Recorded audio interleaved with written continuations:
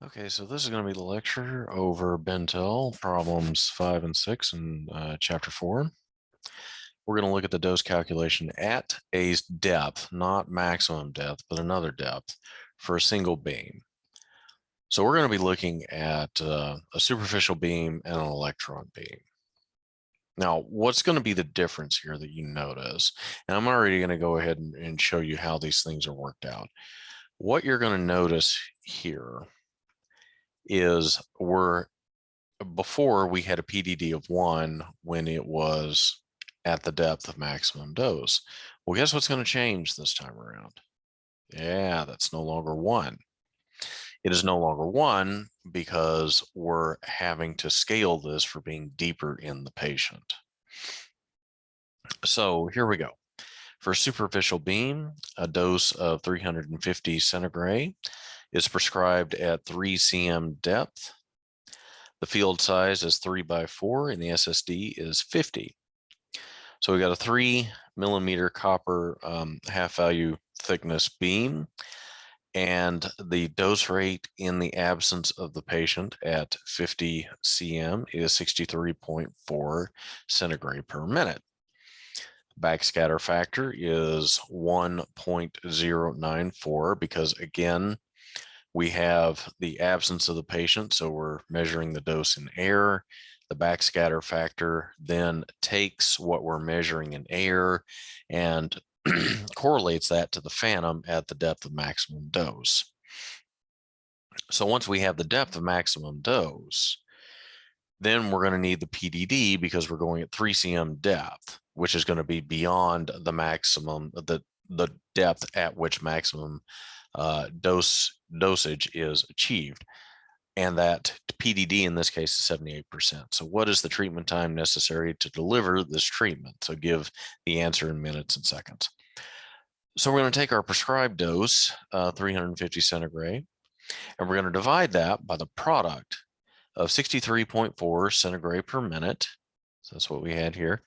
We're going to multiply that by the backscatter factor of 1.094, and then we're going to multiply that by the percent depth dose, obviously in percent. So we take 78%, we divide it by 100, and we come up with 0.78. So when you do that, what do you get in the denominator? Just to kind of go through the motions here. So we take 63.4, multiply that by 1.094, and then we multiply that by 0.78. And so this is what we come up with. So we're going to take 350 and we're going to divide it by this. So rather than me try to sit, I guess I can add this to memory. So then I'm going to clear. Should be a button here to clear. I don't think clear everything is what I want. But we'll try it.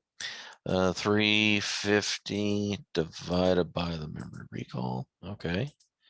And we come up with 6.469 and trash beyond that. So this is what we end up with.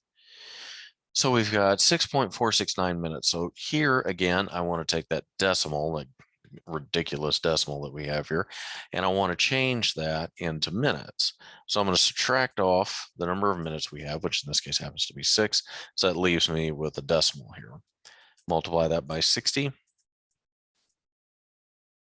And so we end up with 28. So we got 28 seconds and change. So this is going to be 6 minutes and 28 seconds. So that's what we've got for the superficial beam. Now let's go to the electron beam.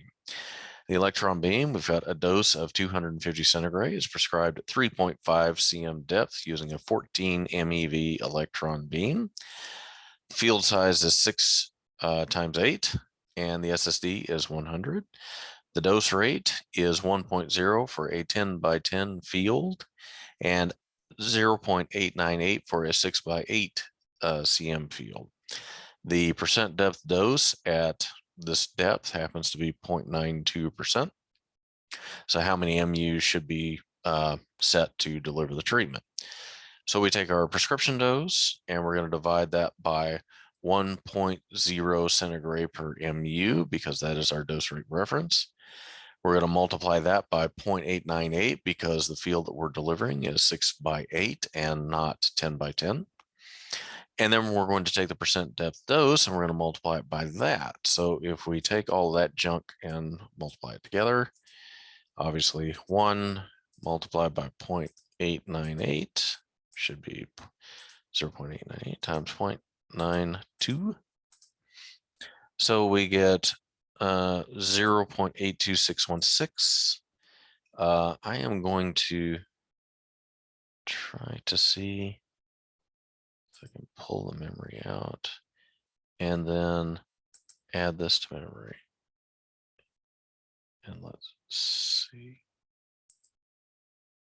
Okay, so that's not going to do it. Let us.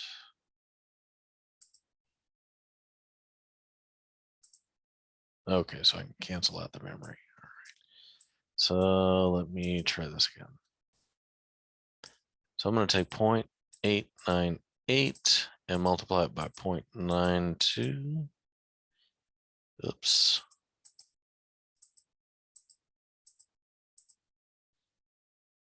Okay, so now throw that in memory and then take 250, divide that by that. And let's make sure that I am coming up here with, boy, this thing is, there we go. 302.6 or 303 monitor units. So that's where it comes from.